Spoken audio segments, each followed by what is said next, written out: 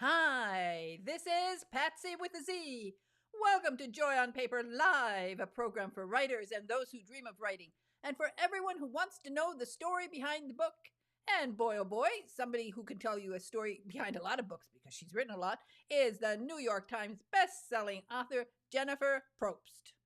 I hope I said that. I never know. Yes, you said that perfectly. Thank you so much. I'm really happy to be here today. Okay, here you are in person. Okay. So it is so nice to have you here. And the name of your book is Book of the Month. Book Well, of the month. that's easy to remember. It is the Book of the Month. Wow. As I said, I don't know. You've written a lot of books. So this is, I think Yeah. you've written more than one book for each month of the year, I think, right? How many books have you written now? Yes, I think I'm on 56 right now. Woo! That's good. Yeah.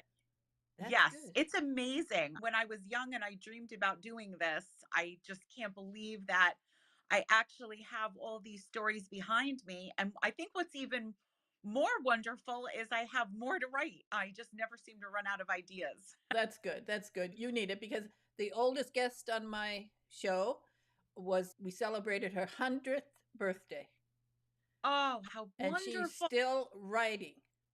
And That is my at 98 years old, she started writing a book about cybercrime, which took a lot of research because she didn't know anything about it. But a friend had been ripped off in a cybercrime, and she decided to do research and wrote a mystery about it.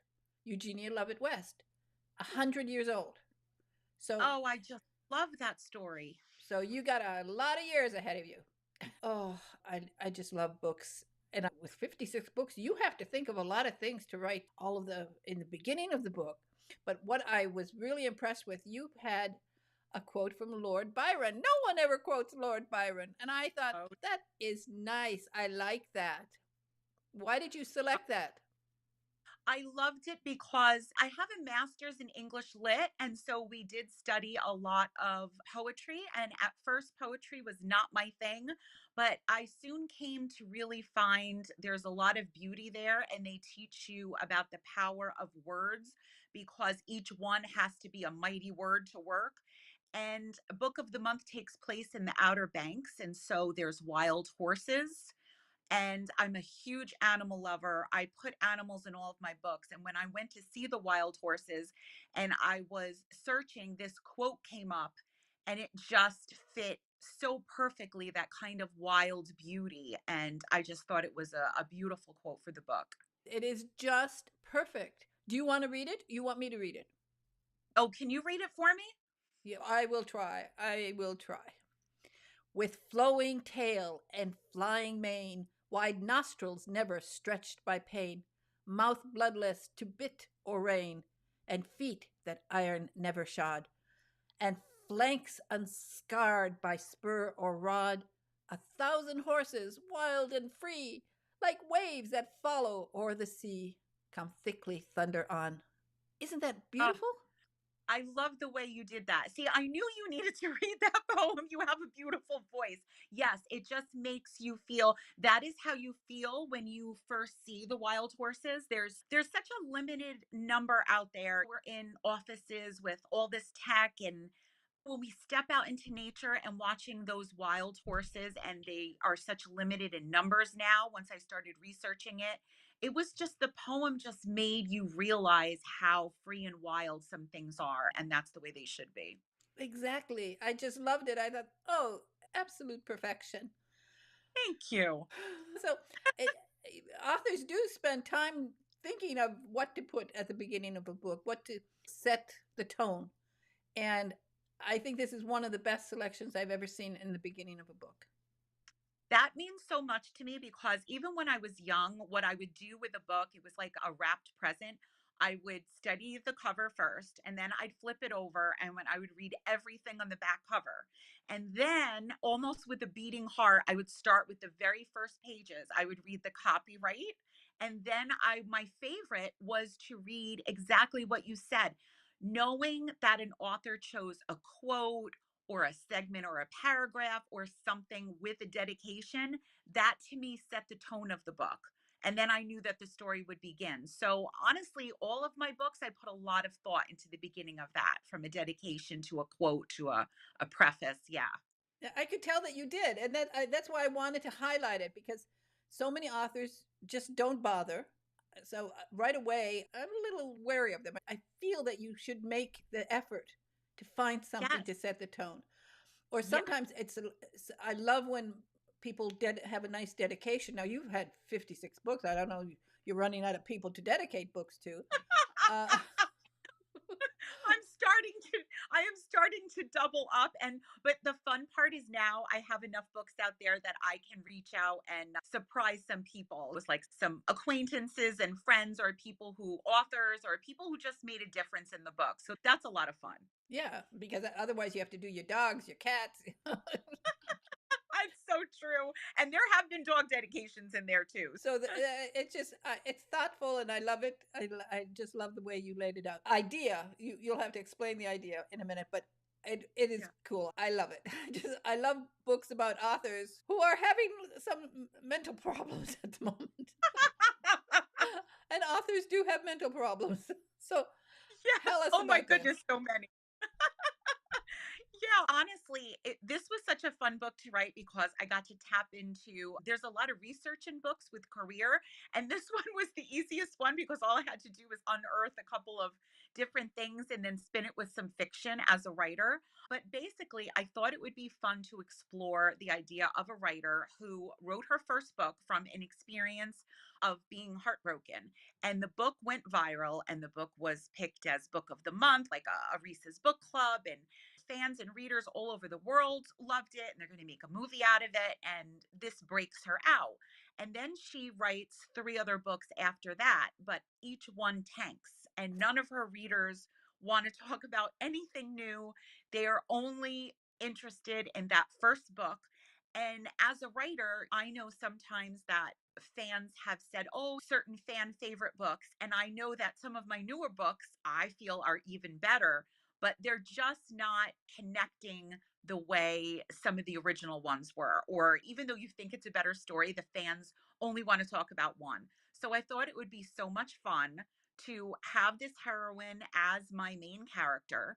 And she realizes that the other books are tanking because she hasn't had a broken heart. She hasn't put any of her raw emotions into it like the first one.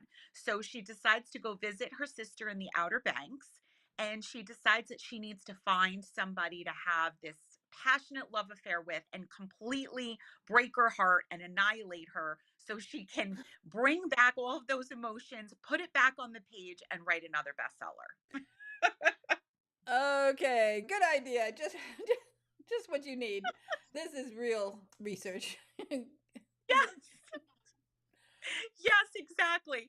So, of course, the hero that I had to construct, he inherited his grandfather's tour company, which takes tourists out to see the wild horses and the sea turtles out on the beach. And he is well known as the local heartbreaker in town. He has hurt so many women, they literally have made a support group over him to try to bond and repair their broken hearts from his rejections. So of course, this guy is absolutely perfect for him to just sweep in, but he's not really interested, and he needs to save his bankrupted tour company, and she offers him, date me for the summer, make me fall hard for you, break my heart, and I will literally pay for you to renovate this building and save you from bankruptcy. So they make this deal, and they spend the summer together. And of course, what's the most fun thing is when fake feelings and fake dating goes real, and they start really falling for each other. But she still has a book to write, and she's still intent on writing her bestseller. So love just really spoils everything up for them. Oh, And it's super fun. it is super fun. It is super fun. So tell us about your research. What got you to the Outer Bank idea? Oh, I was actually visiting the Outer Banks. There's close friends of ours, and they had a family house there, and they invited us for the week to spend the week. I had never been. And we went out there and we actually went on a wild horse tour. And I just fell in love with everything from the tour guide to the horses to the sea turtles, where they have volunteers when the eggs hatch and they try to get them safely to the ocean. And I fell in love with this small town that's created around the beach. And I literally on the tour, I constructed this entire outline of this story. And 2 years later, I got to write it. So it was just like bubbling up, just getting ready to write. Oh, isn't it lovely how a story will come to you and then you need to keep it in your head for a little while and then it comes bubbling out? Yes, I pack ideas for stories in there, and I know when it's ready to write. Some of them need to cook for a little bit longer. I've had books that I've sat on for 4 or 5 years because they were really big, involved plots and characters, and I knew I wasn't ready to write them. But I know when I'm ready. I know when each story is ready to come. It's like a trust thing. I go with my gut. So it's a beautiful thing. I actually never I'm always humbled by it. Every day I get to do this and it just never gets old. I'm always like really grateful. You've been writing for a long time, right? So, Yes. since you were a little girl. Yes, I started at 12. Yes, I wrote my first book longhand, and it was a romance novel about a nerdy girl in high school who fell in love with the bad boy. And then it was just, I haven't stopped since. I've just been writing my whole life. Oh, it's amazing. So, what the first book that you had published, when was that?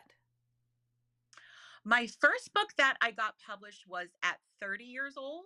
So that was, my goodness, over 20 years ago. So I literally had to write for a good 15 years nonstop before I even got published. And the first book that I did get published, I think sold 50 copies, probably to all my friends and my family. So really building a career, even though I've written my whole life, is very different from just being a writer and supporting yourself full time is very different from writing around a full time job and not being able to support yourself. So that was really my main goal. Now, was that published by a publisher or self-published? That was actually by a publisher. It was my first few books were published by small time publishers. Again, they weren't in bookstores, very low sales. But for me, they were all learning books. Getting that first check, as small as it was, meant that I was a so called, quote, real writer. But as I tell people now, you're a real writer if you're writing. Publishing is another set of rules. But if you're writing regularly, you're already a writer. And nowadays, people are like, I don't know, they're writing, but and they'll put anything up. But when somebody pays, when the people pay you, then you really become an author, I think, and that's a special feeling, isn't it? Yes. I mean, even I've done plenty of self pub, but I always tell young writers like some people just want to write a memoir or a family thing or it's a hobby, and that is totally okay. That's a beautiful thing. But if you actually want to write as a career, that is like a different hat you have to put on. And I work with a team, and the first thing that you have to hire is the best developmental editor you can find because you're always too close to your work. And I think I see the most books fail when they're not properly edited. The story craft isn't there. That's the number one. Don't worry about the marketing before your craft is that you can tell a story in the right way. Now, did you study writing in college, or did you have another career? No, I actually got a business major, and then I was an English lit master student, and I worked a full time job. So my writing came from writing book after book on my own, studying craft books, watching videos, going to writers' conferences consistently, going to critique groups. There was just hours and hours of work behind the writing that people really don't see. And that's what makes good, and then you keep getting better and better. So, when was the first time, for which book did you hire your first developmental editor? My first developmental editor was in my late 20s, and that was when I was really trying to take apart the book and make it structurally sound. And then I was in a very good place. What had happened is I kept sending out query letters and proposals to agents, to publishers, and I always got good responses. I just hadn't hit the right book for the right editor for the right market, if that makes sense. Sometimes it's also a matter of luck, like hitting that right space for somebody to take a chance on you. And that took a while, and it took a lot of rejections, hundreds of rejections, where I'd come home from a hard day at work and get the rejection letter and just feel like, can I keep doing this? And then I'm like, you just have to. That's my dream, and nobody is going to tell me I can't do it. And eventually, it paid off with a book called The Marriage Bargain. I had worked on it for several years. It had been rejected all over town. I found a publisher that was interested in it. And in 2012, it was released and it became so big. It was literally a New York Times bestseller for 26 weeks all summer. Woo! Everybody was reading it on the trains. It was number one everywhere. It was on USA Today, Wall Street Journal. They were going to make a movie out of it. That fell through, but it was just one of the biggest times of my life. And that led to being able to then write about 6 books a year and continue full time writing. So that's where most of the books were written once that first book became big. Wow, that was exciting.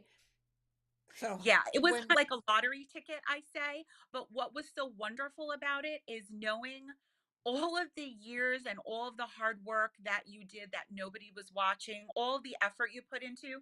That's what I tell my kids all the time. It counts when nobody's looking. It doesn't matter what's on the camera, what's on, it's the work that you put in behind the scenes. And then you get to reap the reward when the time is right. And if you never give up. And to me, that's a beautiful thing. so what year was that for the bestseller? That was 2012. 2012. Okay, things have changed a lot in these almost 13 years now. So you found an agent who brought the book to a publisher and it was published. Was at that time were people still going to New York City for meetings, or yeah, you actually went to New Yes. York City? Yes, I lived the absolute dream. I actually didn't have an agent at that time. I had sold to the publisher on my own. The book went viral and went big. And then suddenly everybody was knocking at my door who had rejected me all those years. And suddenly I was being courted by agents and New York City publishers. And my current publisher and I, as we were partners, decided that we would sell it to New York, and I went down with an agent and took these big meetings at the top of the building in conference rooms where I met teams and they tried to court me to sell to them. And it was just a dream I will really never get over. And we decided to sell to Simon and Schuster. And then I ended up publishing, I think, like 12 more books with them. There was multiple, maybe even 15. There was multiple series I published with them. And yeah, and then it started. And then it was pretty much just consistently writing and publishing. That is really living the dream, because right nowadays, in the past, definitely since the pandemic, all so many of the writers I'm talking to, they've never met their agent, they've never met their publisher. Everything is Zoom, and they've missed out on all this wonderful. This is what I wasn't dreaming about writing. Yeah, sure, I probably always was dreaming of being published, and I have this longest book that you ever saw in your life. Uh, but I always dreamed of that, going to New York and doing exactly what you did, being wine dined, and going to the conference rooms. And I've Yes. over the years, I've gone to New York since I've been doing the radio program. I've gone to New York and I've met a lot of agents, and a couple of times I've gone into their conference rooms and imagine myself, now they're going to bring me, finally, somebody's going to buy this 180,000 word book of mine, which I don't know. But You never know, Patsy. You never know, right? you never know. Anybody out there wants 180,000 words, I've got it. Watch out. You're going to be getting a lot of calls in the morning Ooh, after this show. that would be fun. But that is special to go to it. Yes. Yeah. It was, I have to be honest, it was almost like I call it like my Camelot era because it was everything that I dreamed of. Big lunches in New York with my editor and my Oh, agent and bottles of wine and amazing food and the excitement of New oh, I York love and you. I love you.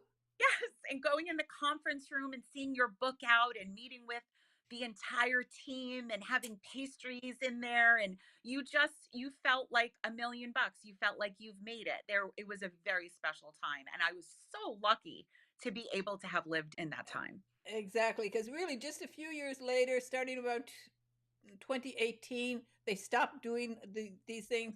They didn't do the cocktail parties anymore. All of that stuff that you dream about as a writer, young writer, you think that's so. And really, I've talked to some authors who have been published. They've gotten an agent. They've been published. The books sell, and they still have never. They've never even been to New York City, let alone Yeah. having this experience, which is that is thrilling. That is absolutely thrilling. It really is. And the other thing with those big cocktail parties and everything, where, like you said, I would read about and dream about, the other thrill was being in a room with all of these other authors and writers and being able to talk to them and share information. And then you come home and got new emails or new texts and you've got new friends and you're in this vibrant literary community. And writers are very isolated. We're lucky for the internet because we can find people, but there is nothing like having a one on one conversation with people. And that's hard now after the pandemic, too. Yeah, I used to go to New York quite often, and I stayed at the Algonquin Hotel. That's my hotel when I go to New York.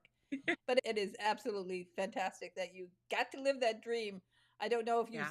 if they're still doing. So many of the agents are still working remotely. They have wonderful offices. Before the pandemic, I visited their offices, and really famous agents are now they're working from Connecticut or I mean, but they still have their offices, and they go in like once in a while and have maybe a conference or two. But it's not the same as I think that excitement of going into New York City every day, Oh, yeah. that feeling of when you're in New York, that it's different from being in Connecticut.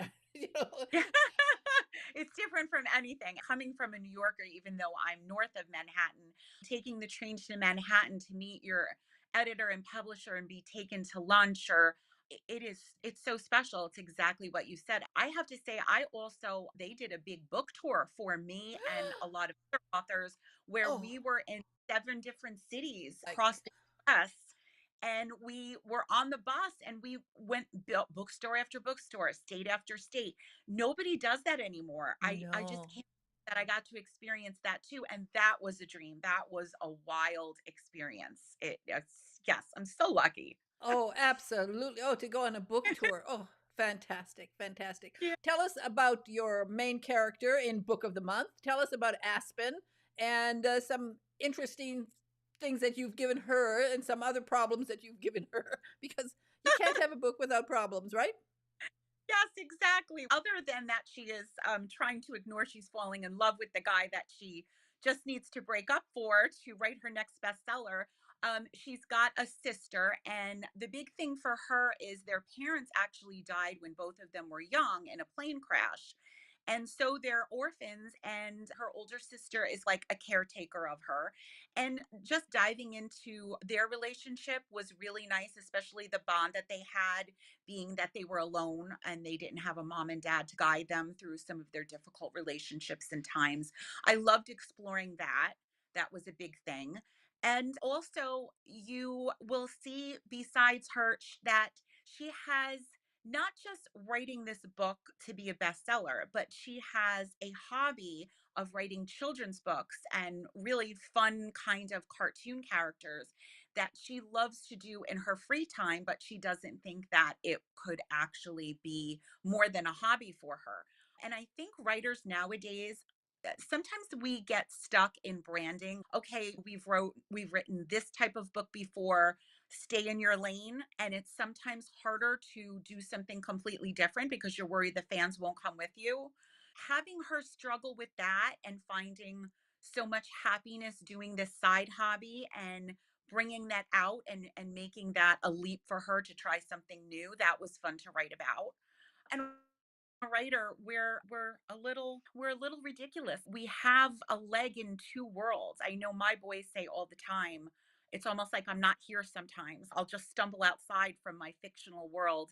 And there's some really fun scenes when she's doing that. She's not really in the world that she's in, she's still in her fictional world. So I think readers will really get a kick out of not just the publishing and the backstory with a writer, but how being a writer is almost like it's being with somebody very unique. Maybe you would consider it like the eccentric scientist or a mathematician who's always like coming up with equations in their head, except this writer is having romance plots and characters talk to her. Tell us about Aspen. What was Aspen's best-selling book? What was that? Oh, that was fun. It was called 50 Ways to Leave Your Lover. And I it was about her real experience when she fell in love with an English professor who really took advantage of her, and they had this secret affair for years, and after she graduated college, he promised to marry her. And Don't they he all? Don't they all? don't Don't. they all? Of Oh course. my. But what did he do? He went to a different student and left her at the altar. So not only did she have doubts about her own writing because she pretty much was wrapped up around his needs and his wants, but she didn't trust herself with anybody. And she took that story, and that was the story she wrote that became Book of the Month. And it's interesting. One of my editors actually said, Jen, what would you think about writing that book as the book that Aspen wrote? And I've been playing around with it. I may do some short chapters from the book to see if readers like that. It would be fun to write the book that Aspen was writing about her past. So that I'm playing with that idea. I like the idea. I think it's great. I want to read Yeah. Aspen's book. Yeah, wouldn't that be fun? So I'm thinking about dropping some chapters here and there to send to my newsletter subscribers. And if it goes well, who knows? I can put something up or put it together. We'll have to see where my muse follows me. Anyone who can write 56 books and think of 56 people to dedicate a book to, I don't think it would be a problem for you. And I'm sure that a lot of ideas will come there. 50 ways. Yes, I think that's a good number. That's a good number. good. So tell me, do you secretly write children's books too? Do you play around with I children's books? It's funny, it's not like a secret hobby. I have actually published 2 children's books, yes, but they were mostly stories that I would tell my kids, and my niece helped co-write the first one. So to me, it was a project to really enjoy for all the children in my life, stories that I just wanted to share. So I self-published them, I hired an illustrator. I had tried to go the traditional route, but it's not an easy thing to do. It's the children's market is very competitive, and my time was better spent writing my romance novels and women's fiction. So what I would do is I would literally take a summer and kind of have fun. That was like my passion project. And I publish them and I give them out to children. I sell them on my website. And it's just like a fun extra thing. I may even write another one, but that's more for me. I think it's a clever idea for Aspen and a clever idea for you too. So, when let's talk a little bit about the writing process because it was just November, and a lot of my listeners and my viewers they participated in NaNoWriMo, National Novel Yes. Writing Month, and they're always asking me questions about writing and how they should write. And one person at the beginning. So in November, started in November, and about November 8th, I got a email saying, and she's very proud. She's keeping up with her targeted number of pages, and she's really happy. And then she said, "Can you send me a list of metaphors I should use?" Oh, that is so sweet. I totally understand that. Like when you're new, it is just very hard. It can be very overwhelming. I did NaNoWriMo so many different times. And most of the times I hit my 50K, most of the times other times I did not. It did not matter to me. Anything on the page was I come from the theory that there is no words wasted because even if it's not good enough to publish, or you need to remove them. To me, they are learning words. This is one thing that writers learn by writing over and over again. I have always been passionate about writers should try to write in short form, in long form, in poetic form. You should try everything. You should read broadly because you never know when you're going to learn something from another writer to bring into to keep yourselves fresh. But the most important thing is writing develops the fingerprint of what will define all of your work, and that is your voice.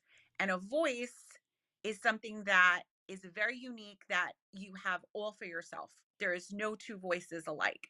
And it is, people say to me all the time, I can write something completely different and they would know that it's me because I'm writing from my soul. There is a way that I express myself that after you read one or two of my books, it's like my imprint. And I found that by writing over and over, story after story. So sometimes I think you write your first book and you're like, okay, I want to be, who doesn't? I want to be famous. I want this to get an agent. I want to make money. I want this. And sometimes it does. And that is wonderful. That's a lottery ticket right there, but most of the time it doesn't. It's like a learning book. It's like you learn from each one. And I don't think we should put such high pressure on that first book. Maybe it's your third book that hits big. And then you use all of that for training. The other thing is for my books, after my edits, I will do deleted scenes to my newsletter subscribers. I will take deleted content and spin it into a short story for other characters. To me, there's just nothing wasted. It is always gold, mining gold for your readers to read more of. So, does that make sense? Like Yeah. how I'm looking at it? Yeah. Yeah. Absolutely, absolutely. And it is. And reading well. And I get so frustrated sometimes. I had an author, now this is years ago, and she decided she retired and she's going to write cozy mysteries. But Yeah. all she did was read cozy Yeah. mysteries. She never read anything else. I asked her, I tried to probe, did you read Jane Eyre? What did you read? And Yeah. nothing, not any nonfiction, nothing, no biographies. She was preparing 5 or 6 years before her retirement. She was so set that she's going to sit down and write a cozy mystery, but Yeah. she didn't really have. She was like copying from other people and taking from other people, and it was so derivative. There was no voice there. Yes. This is exactly what young writers are supposed to do. And what I did from 12 to 20 is all the authors that I admired, I was really copycatting. Now, that's not plagiarism. I wasn't writing down words, but it's exactly what you said. As you're learning your voice, as you're learning copying like all of your favorite authors, you're bringing in things. And then through that, you start finding your own voice. But if you read outside the genre, just like you said, you start bringing in fresh perspectives that you don't even know. It's almost like your subconscious is like taking on a stream of this, a stream of that. And I remember even my dad was like, don't just read romance. He knew that he's read this, read that. And he was always shoving books in my hand. And I'd be like, Dad, I don't want to read that. That looks boring. And he's, read it, just read it. Tell me what you think about it. And I am so glad because even today, I have three stacks going on. I always have some kind of self help book or a writing craft book. And then I have a romance book. And then I have a horror book. I have a thriller book. I have a psychological book. I jump all over the place. And I think it's just so good to keep bringing in fresh content. It is. And then when you sit down, all of these little things come back to you. And in the strangest way, a little idea here, a little idea there. And so often, especially in nonfiction books, I can read a nonfiction book, and by the time I finish it, I have 20 books that could come out of there. Just if you then run down that rabbit hole, you find one spark of something you didn't expect it. That's how my 180,000 page book came. I was reading a serious, very deep, serious book about basically about Austrian history. And there was this little footnote at the bottom. The book is very dense. Because I was interested at that time. I go through these phases. So it was the 1848 revolution in Europe, and I was particularly interested in the Austrian side. And then there was this, and it's major thick book, hard. No, most people couldn't touch that book. But there was this little footnote, and it just, oh, that's so cute. I didn't know that. So I followed that footnote, and I started and it led me until finally I hit upon a character, English barrister, who I fell in love with because he was involved in a little case. And then from Oh, I love. there, he's lived with me now for 20 years and driving me crazy Oh, because I don't finish this stupid book. I love this so much. You absolutely have to. You must finish this book. I have to because I wake up early. I start at 5 in the morning. Ever since I was a kid, I woke up with my mother, and she woke up at 5 to start baking. She always bakes cinnamon rolls or something wonderful in the Oh, morning. So oh, I I was love it. up with her. The other kids slept. They'd sleep till noon if they could, but I was up with her. And now, sometimes at 5 in the morning, I feel like in the corner of the room, he's over there, my lovely English barrister, and a really nice, gorgeous guy too. And he's a true character. He was a real person, a real English barrister. And I'm sure he's sitting over there watching me and saying, "What are you doing?" Just He's saying, "Please finish my story." that's I right. That's right. But that's the fun thing about being a writer, isn't it? How they can just capture you.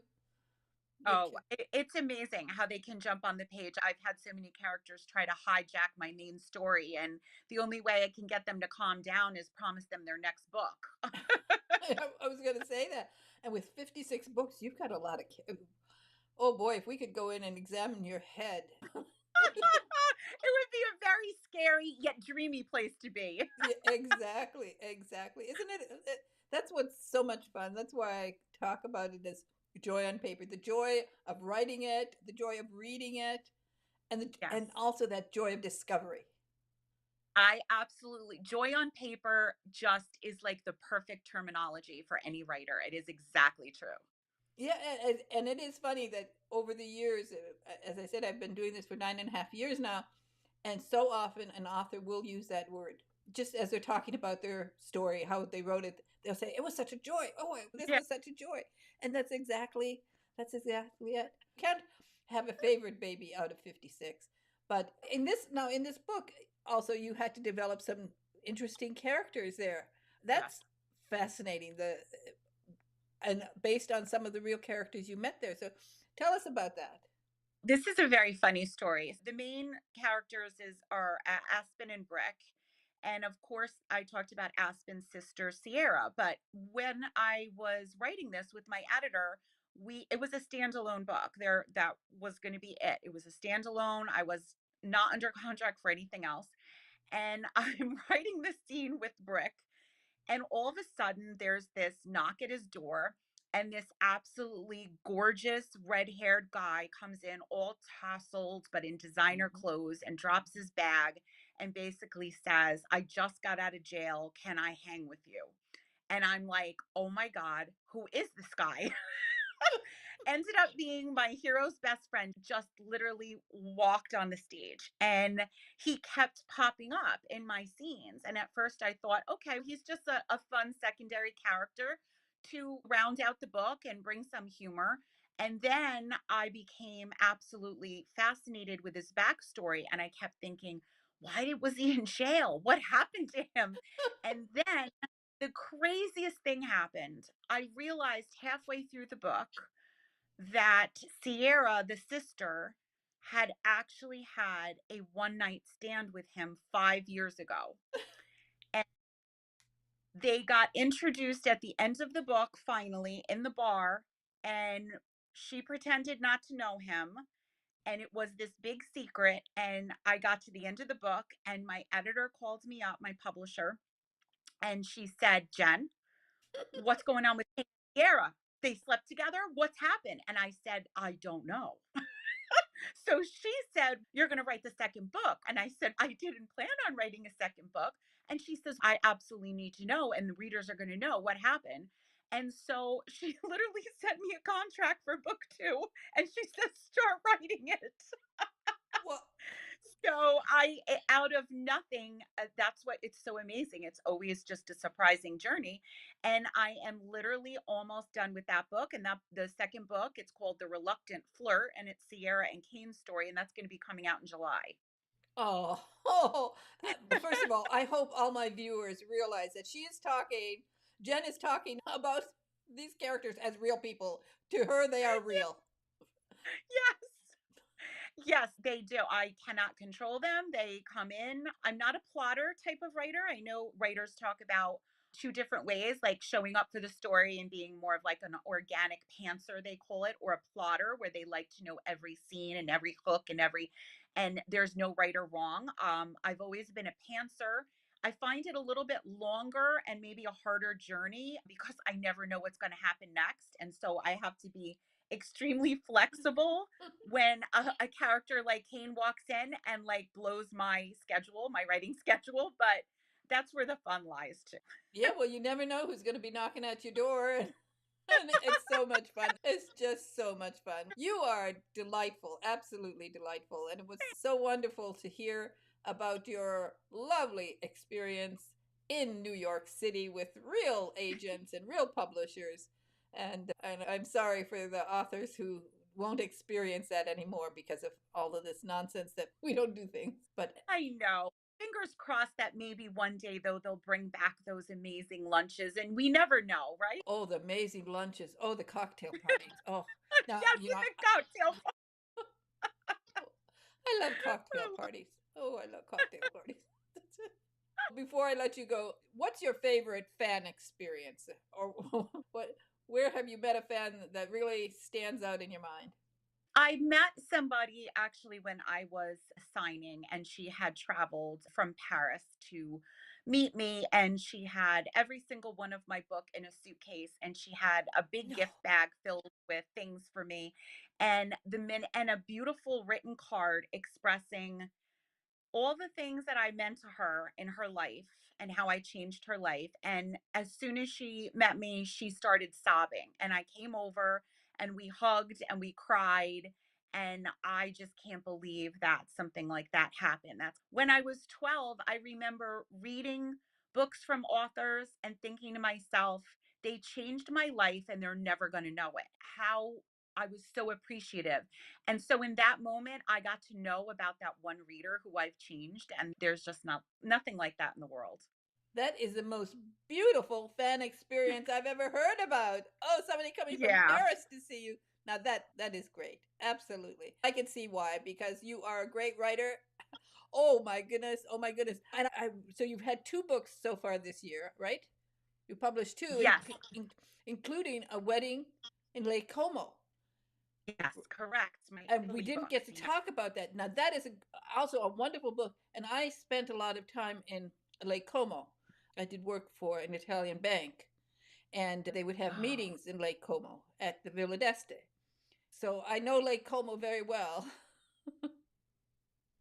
that sounds like a dream come true. I only spent a day in Lake Como and then all of my research was built around that. But I love everything in Italy. And so each of my books takes place in a different part of Italy. And they're all standalones. They're different characters. So you can pick up any of them in the series. There's another one coming out in Sicily. It's called To Sicily with Love, and that'll be out in Oh, February. oh, I know. In February, then you're going to be back here in February because I Yeah. love Sicily.